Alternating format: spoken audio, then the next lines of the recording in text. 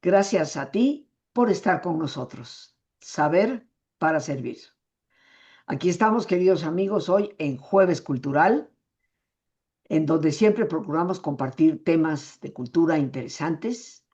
Y hoy tenemos uno que puede resultar apasionante. Lo hemos titulado Elena Garro, mito o realidad.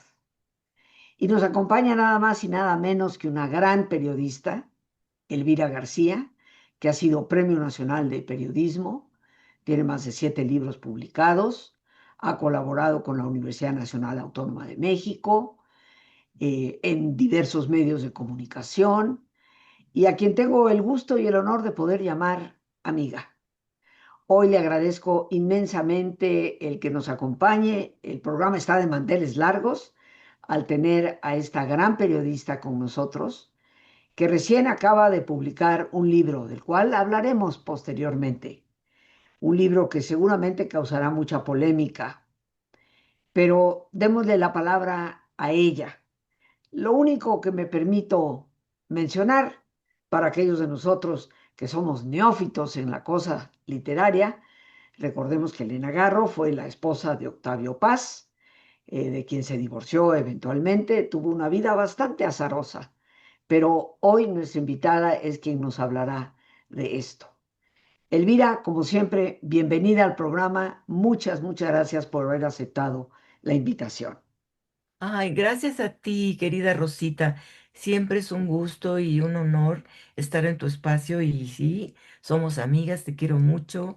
Hemos andado en, en batallas parecidas en la radio y pues de ahí tuve el gusto de conocerte y sentirme tu amiga estar cerca de ti. Gracias. El libro que estás a punto de publicar y del cual hablaremos ya posteriormente, habla de un personaje que es Elena Garro. Y yo he titulado al programa Elena Garro, mito o realidad. Y me gustaría que tú nos dijeras, ¿mito o realidad? Pues mira, en el libro sí es que hay una parte de Elena Garro que es mucho mito, mucho. Lo que se ha difundido hasta hoy, lo que se ha divulgado hasta hoy en las distintas biografías que hay escritas acerca de ella, tiene mucho de mito. Un mito que ella hizo correr a sus biógrafos, que es un mito pues que convenientemente le favorecía, digamos, ¿no? Pero bueno, yo después de leer durante muchos años esas biografías, porque me las conozco todas, las tuve que leer para hacer mi libro, leí más de 50 libros además de esas biografías, leí libros sobre la época, etcétera, pues llegué a la conclusión de que sí, hay un mito alrededor de Elena y que yo quise desmontar. Entonces yo estoy presentando una parte que es la realidad de Elena en un periodo específico de su vida, porque no abordó toda su vida, sino un periodo específico que es cuando ella se separa, ya se divorcia de Octavio Paz. Bueno, quien se divorcia de ella es Octavio Paz. Se divorcia a las escondidas, por cierto. eh, es un divorcio unilateral, pero a partir del año 59-60, la vida de Elena cambia mucho. Cambia porque, pues, ella empieza a vivir sin el apoyo de Octavio Paz y por el otro lado ella empieza a trabajar con los años cerca de los gobiernos, de gobiernos como el de Gustavo Díaz Ordaz y a acercarse a Luis Echeverría Álvarez, a quien conocía desde juventud, pero también se acerca a un personaje que mucha gente dice que es siniestro, y creo que lo es, que es el capitán Fernando Gutiérrez Barrios, que fue el titular de la Dirección Federal de Seguridad, hoy ya desaparecida desde el gobierno de Miguel de la Madrid Hurtado. Entonces yo estoy desmontando parte del mito referente a la década de los años 60 de Elena Garro y lo que hace en el 68 específicamente, cuando se convierte en informante para la Dirección Federal de Seguridad en un periodo muy corto, es verdad, pero eso no le quita el haber sido informante para Gutiérrez Barrios, para el gobierno de Díaz Ordaz y en contra de alguna forma del Consejo Nacional de Huelga y los jóvenes que estaban alrededor y participando en el movimiento estudiantil de 1968. Esto es como increíble, ¿verdad? Yo, pues, en comunicación contigo, cuando tuve estas noticias de que esta mujer pudo haber sido delatora, que esa sería la palabra más correcta, Sí, de algunos de los líderes y gente que participaba en el movimiento del 68, suena verdaderamente como una erupción volcánica, ¿no? Algo que nos aleja de la visión tradicional que se ha tenido de Elena Garro. Y también en las conversaciones que hemos tenido, Elvira, y en la polémica que existe en varias personas, pues siempre se le pintó a Octavio Paz, su esposo, como el villano de la película, ¿no? Y ahora resulta que tal vez no fue tan villano. Resulta que inclusive ella vivió de los, vamos a decir, de la generosidad de Paz, inclusive después de haberse divorciado. Y esto nos habla de un personaje excelente, tal vez en su literatura, pero no tan mítico como la han construido. ¿Qué nos dirías tú de la relación que ella tuvo con Octavio Paz?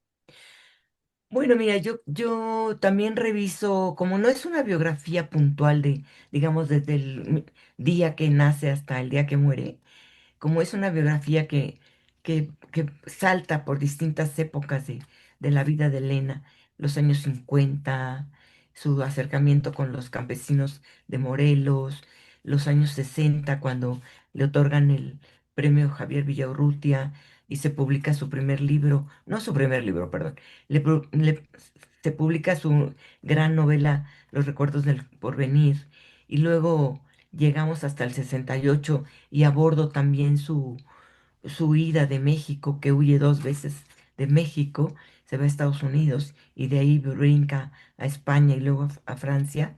Ella vive 22 años fuera de México. Y entonces todo eso yo lo abordo y me toca una Elena que ya no está casada con Paz. Yo abordo esa Elena. Ah, Aunque sí digo al principio que se casaron siendo muy jóvenes, ella estaba por cumplir 21 años de edad, que era la edad reglamentaria de la mayoría de edad, ¿te sí, acuerdas? En esa correcto. época. Le faltaban 5 o 6 meses para cumplir los 21. Entonces, se aumentó la edad para poderse casar, ¿no? Ahí le inventaron una edad, etcétera, y se casan por lo civil y demás. Y entonces muy pronto se van en 1939 que se casan, un poquito tiempo después se van a España, cuando estaba la Guerra Civil Española, se van a un encuentro de escritores e intelectuales, ya se van casados, Octavio Paz y ella, y desde ahí empieza a haber roces muy fuertes entre ellos. Imagínate, tenían meses de casados. Wow. Entonces ya tenían, creo que eran dos personalidades, como digo yo, volcánicas. Tú utilizaste hace rato la palabra volcán. Eran dos personalidades muy fuertes. Y Elena no era una mujer abnegada, y qué bueno. Él era una mujer que se defendía, que, que tenía garra en su palabra.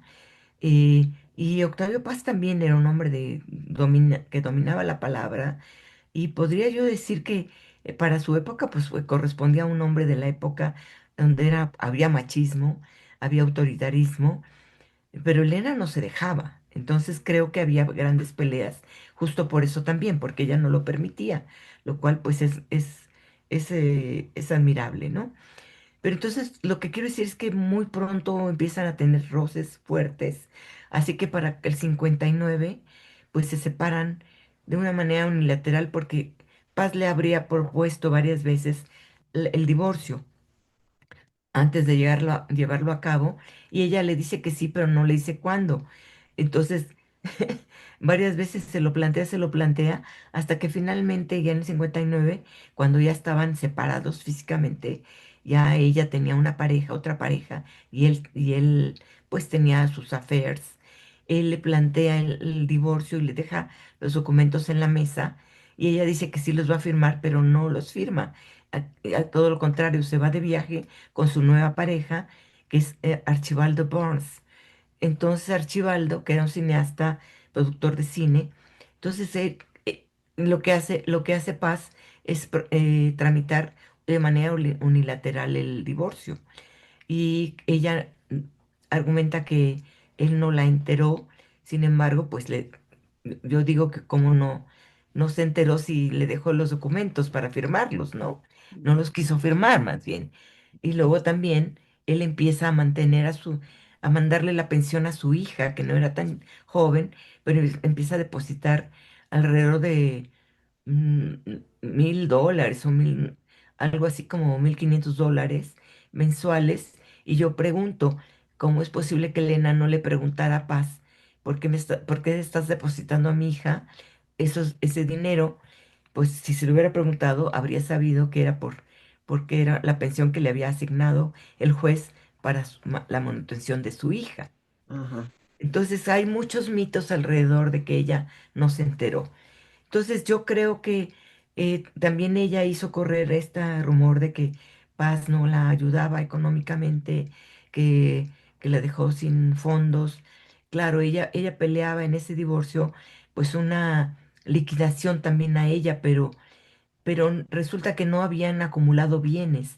Se casaron por bienes mancomunados, pero no acumularon bienes porque ellos vivieron en Europa, en Estados Unidos, en Japón, en Suiza, pero todo eso vivían en departamentos pagados por relaciones exteriores. Nunca tuvieron una casa propia, entonces no había que bienes que liquidar. Entonces, pues no hubo una liquidación para ella en ese sentido. Aunque yo creo que Paz debió haberle dado un dinero a ella porque se lo merecía, porque cuando ella era muy joven, ella lo apoyó con relaciones de diplomáticos y políticos del gobierno que ella conocía para que apoyaran a Paz y le dieran su primer cargo, su primer encargo en la diplomacia. Eso lo consigue a través de los contactos que Elena tiene. Entonces sí creo que Elena lo ayudó en una época y sí hubiese merecido una, una liquidación, un apoyo económico también por parte de Paz, ¿no? Ahora, en- también tengo que decir que Octavio Paz siguió manteniendo, mandándole la pensión alimenticia a su hija, incluso después de la edad reglamentaria, que en esa época eran 21 años, que cumplía de mayoría de edad, y lo siguió mandando hasta el último día de la vida de Paz. Wow. Incluso después de muerto Paz, el dinero le siguió llegando a Elena Paz Garro, la hija de ambos. Entonces, y bueno, ya no eran los dólares del inicio, había aumentado según la inflación.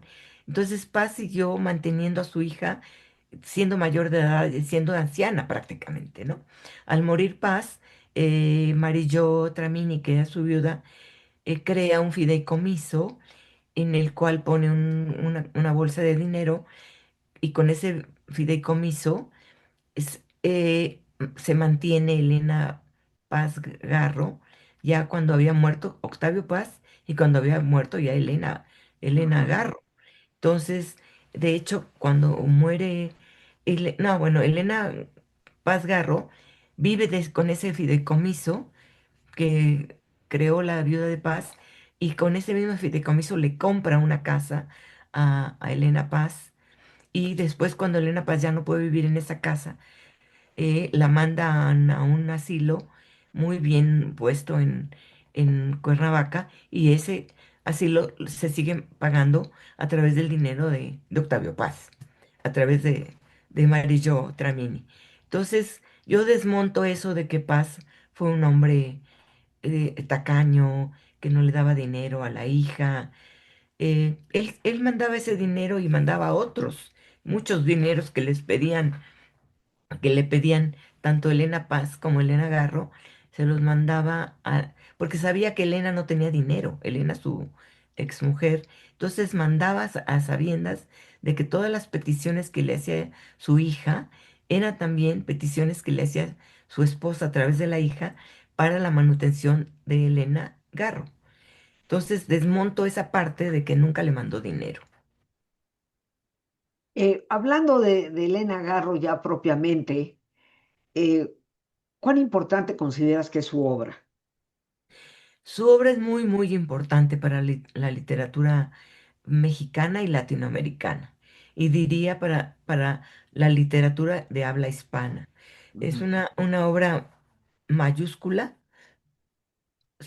El libro más conocido de ella es Los recuerdos del porvenir, que obtuvo el premio Villaurrutia, y el premio Villaurrutia lo obtiene gracias a que Octavio Paz eh, le propone el libro al jurado del premio Villaurrutia, y ese libro se publica en, eh, en 1963 en, eh, en una editorial muy importante de esa época, gracias a los buenos oficios también de Octavio Paz.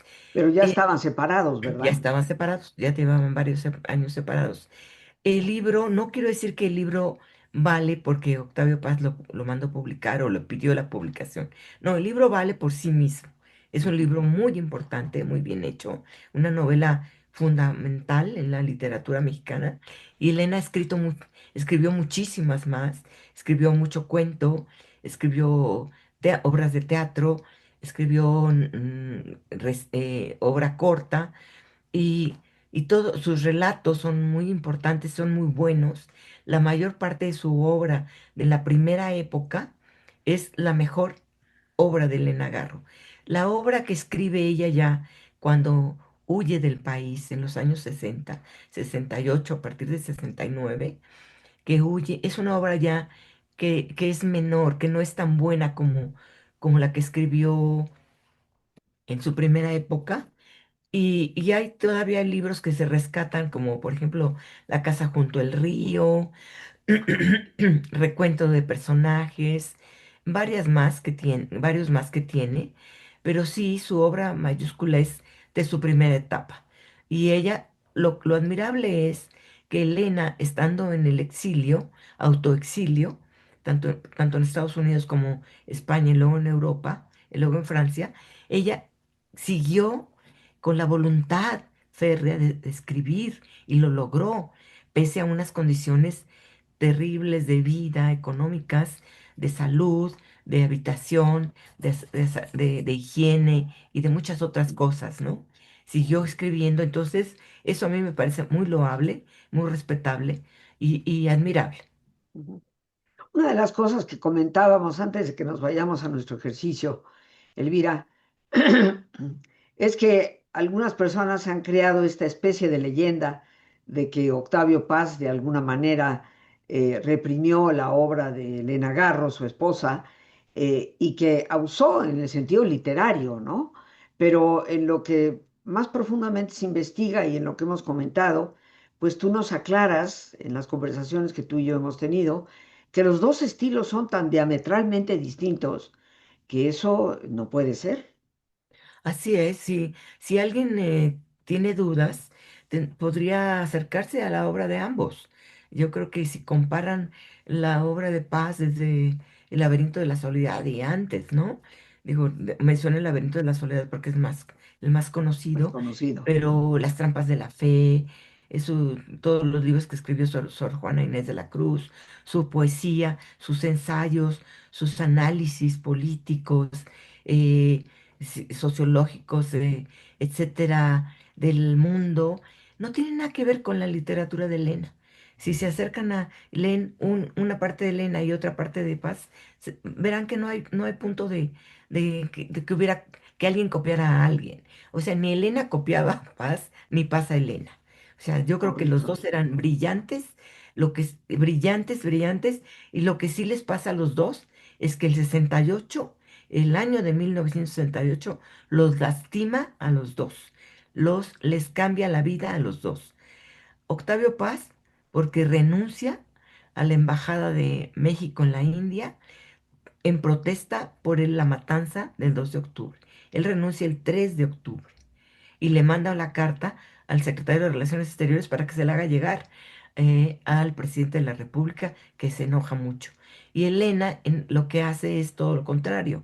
Elena se acerca al policía político de Díaz Ordaz y al propio Díaz Ordaz y a Luis Echeverría Álvarez y hace una tarea que es contraria, que va contra los jóvenes aglutinados en el Consejo Nacional de Huelga del movimiento estudiantil de 78. Esa parte es una parte muy triste de la cual Elena nunca quiso hablar.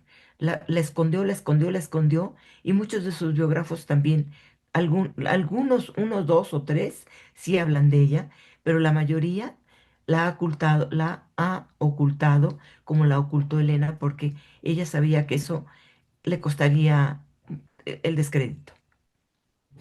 Bien, pues vamos a nuestro ejercicio, si me permites esta breve pausa, que siempre es como el oasis en nuestro programa, siempre pues pidiendo a todos nuestros escuchas, amigos que nos ven y oyen, que nos demos estos minutitos para ponernos cómodos, cerrar nuestros ojos, tomar conciencia de nuestra respiración.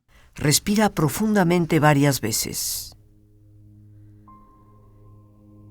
Siente el entrar y el salir del aire en tu cuerpo. Imagina cómo al inhalar te llenas de energía que revitaliza y reconstruye. E imagina cómo al exhalar te vas liberando de todas las presiones y tensiones, dejando atrás todas las preocupaciones del día y entrando en un nivel de reposo y tranquilidad.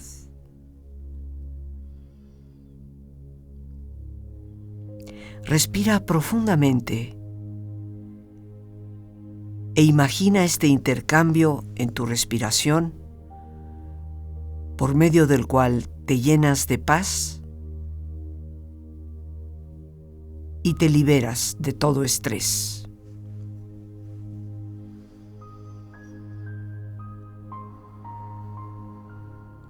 Y relaja tu cuero cabelludo. Todos los músculos, ligamentos que cubren tu cabeza.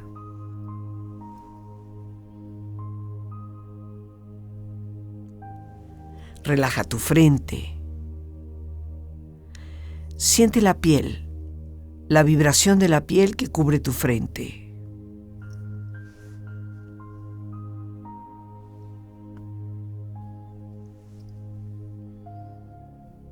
Relaja tus párpados y los tejidos que rodean tus ojos.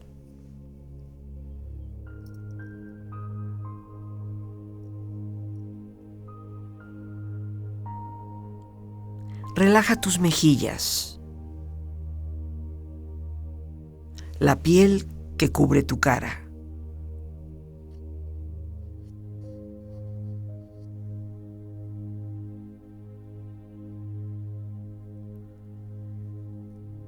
Relaja tu cuello y tu garganta. Siente su flexibilidad, equilibrio, balance.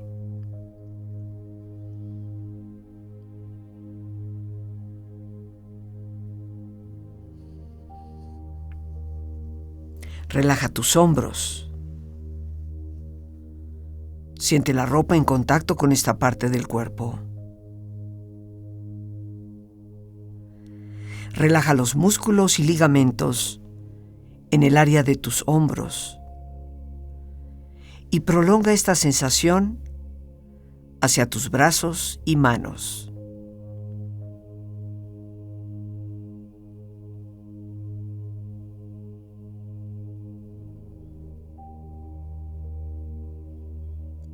Relaja tu espalda. Todos los músculos, ligamentos que cubren esta parte de tu cuerpo.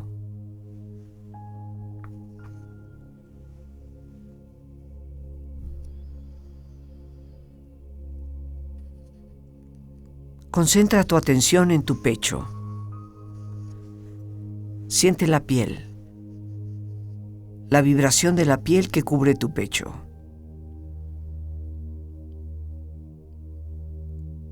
Relaja las tensiones y pon a esta parte de tu cuerpo en un estado de relajación profunda.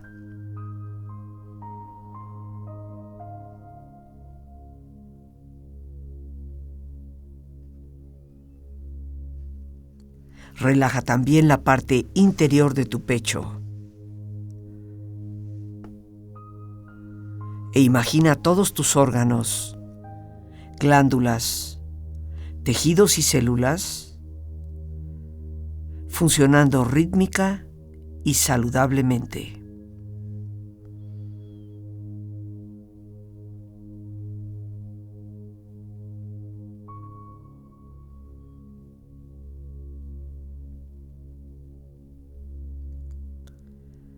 Relaja tu abdomen.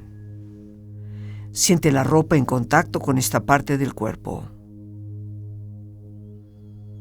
Relaja las tensiones y pon a tu abdomen en un estado de relajación profunda.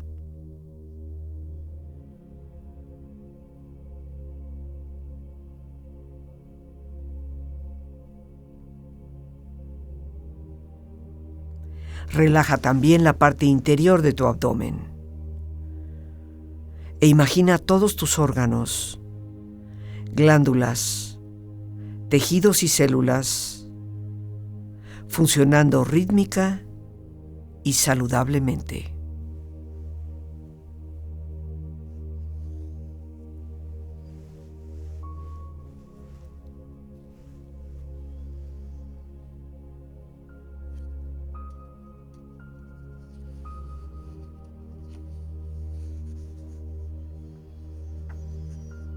Relaja tus muslos, tus rodillas.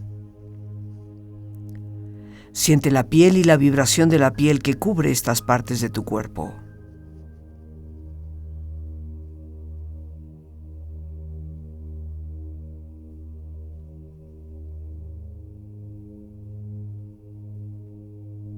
Relaja tus pantorrillas y tus pies.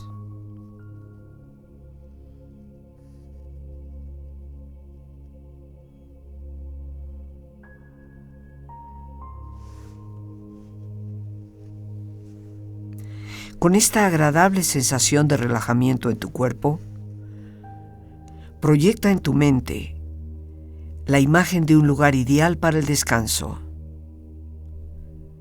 Imagina los colores, los sonidos, los aromas.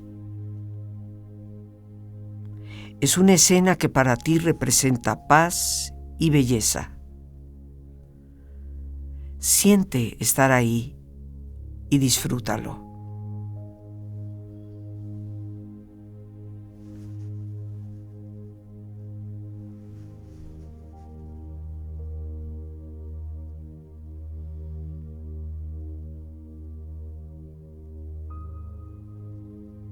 Recuerda leer. Es la única forma de viajar sin moverse y llegar sin prisa.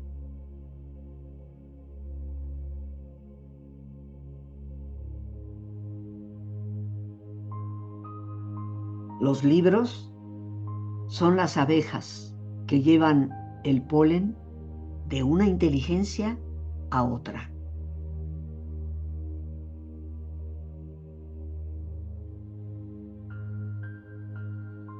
No es analfabeto aquel que no sabe leer, sino aquel que sabiendo leer, no lee.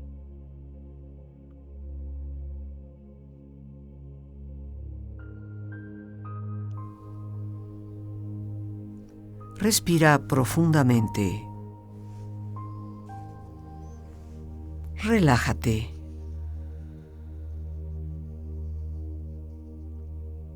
Y con esta agradable sensación de descanso físico y mental, con esta experiencia de serenidad y paz, empieza lentamente a estirarte. Brazos, manos, piernas y pies. Bostezando y moviendo tu cuello si lo deseas, hasta muy lentamente abrir tus ojos. Ojos abiertos, bien descansado y en perfecto estado de salud. Bien, amigos, pues regresamos ya con nuestra gran invitada del día de hoy, la periodista Elvira García, como lo dije desde el principio, autora de varios libros, gran colaboradora de la Universidad Nacional Autónoma de México, Premio Nacional de Periodismo. Y bueno, cuéntanos ahora, por favor, Elvira, cómo se llama tu libro, dónde lo podemos conseguir, Pues, porque tú me estuviste enviando, me hiciste favor de enviarme algunas breves descripciones vía WhatsApp. Y bueno, yo quedé atrapada totalmente. Dije, ¿a qué horas puedo leer esto, no?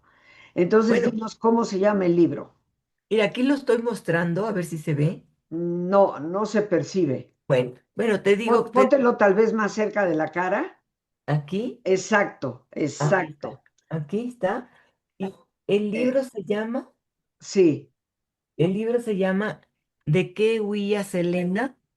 La tarea de Elena Garro para la policía política en el 68. Y a- por lo de que qué huías, Elena? ¿De qué huía Selena? La tarea de Elena Garro para la policía política en el 68. Bueno, el solo título nos atrapa. Ahora, ¿dónde podemos conseguir el libro? Porque tengo entendido que ya salió.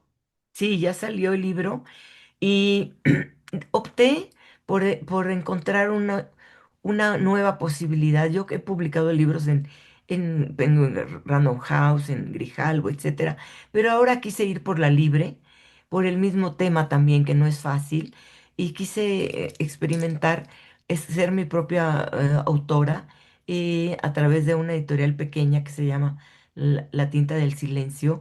Hice este libro que se puede comprar en una página en internet, Le la vamos a página web. pedir a Lore, que está con nosotros, nuestra productora. Creo que tú tienes el contacto, la liga, para que lo pongas, por favor, en pantalla y las personas lo puedan ver.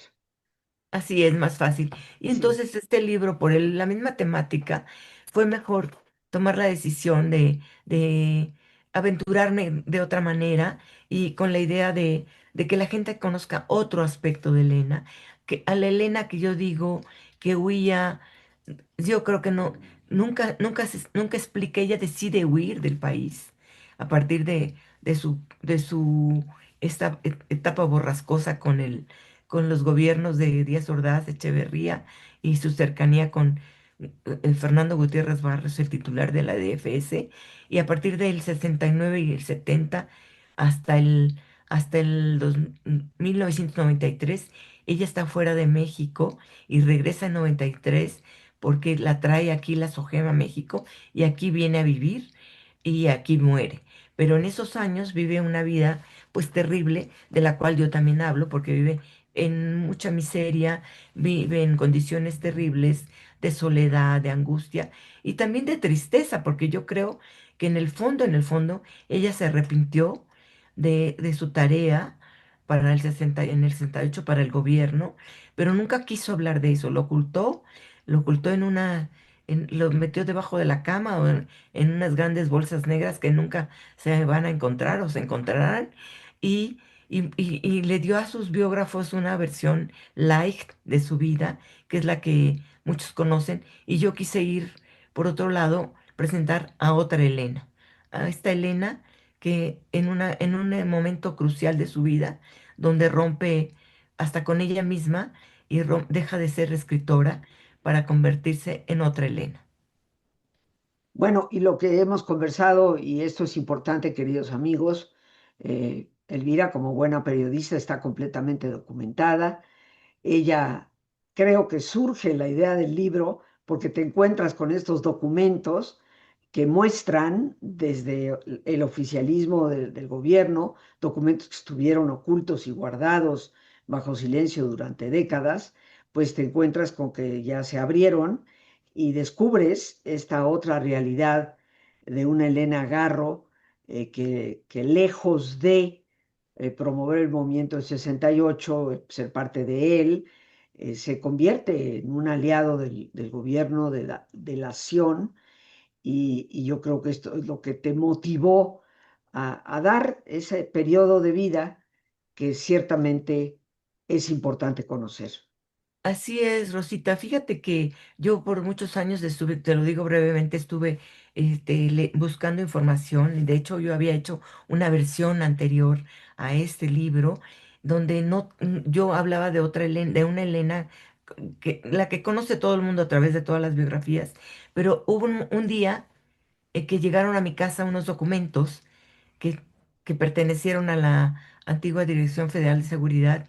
Y cuando yo leí esos documentos me fui de espaldas como tú cuando te lo platiqué, Rosita, porque no daba yo crédito que Elena hubiese tenido una tarea de, pues, de, como le llaman, soplón, de delator, aunque fuera por muy poco tiempo, pero lo hizo, es una tarea. Y veo, leí los documentos y no daba crédito, y entonces esperé varios años para ver si los biógrafos retomaban ese documento que ya está en el Archivo General de la Nación, que está abierto a todo público. Durante 20 años nadie sacó nada. Entonces dije, yo lo tengo que hacer, porque si yo ya tengo el documento, éticamente no puedo quedarme callada. Y es una tarea, es una labor ética mía, digamos. Yo no puedo como periodista, si ya tengo un documento de esa categoría, de esa, de este tamaño, de verdad, no mostrarlo. Y lo digo en el prólogo, quizás ocultarlo, que pude haber hecho ocultarlo, hacer como que no lo leí o qué. Preferí ir por el lado de la verdad. Decir la verdad no siempre es fácil, No, y Rosita. cuesta, como te Y dije, cuesta. te van a caer un montón de tintazos. Exacto, sí, lo sé, estoy consciente, pero no estoy mintiendo. Los documentos hablan, yo no los inventé, existen y la gente los puede consultar. Y todos los otros documentos que presento sobre su relación con la CIA, sus relaciones con el gobierno, las cartas que pidió a favor de Echeverría, etcétera, están documentadas y están en mi libro. No inventé nada. No inventé nada. Bien, pues Elvira, ya nos vamos a tener que despedir, pero queridos amigos, le agradezco a Lore que haya puesto la portada. Lore, ahí la tenemos, la portada del libro, que ya está clarita, para que nos entusiasmemos y definitivamente creo que es un libro que debemos leer, porque ahora sí que conoce un poco del entripado que hay a veces detrás de los mitos para definir cuáles son sus realidades. Elena Garro, una estupenda escritora a quien debemos leer indiscutiblemente, y qué bueno que más allá de las biografías que relatan el mito de ella, aparece algo que también habla de una realidad, que no podemos juzgar, en ningún momento podemos juzgar, pero debemos conocer. Elvira, Así como es. siempre, un gustazo tenerte aquí. Yo me despido dando gracias a Dios por el espacio que compartimos, a ti por esta entrevista en este jueves de cultura, a nuestra productora Lorena Sánchez y a ti, el más importante de todos. Gracias por tu paciencia al escucharme y por siempre ayudarme a crecer contigo. Que Dios te bendiga.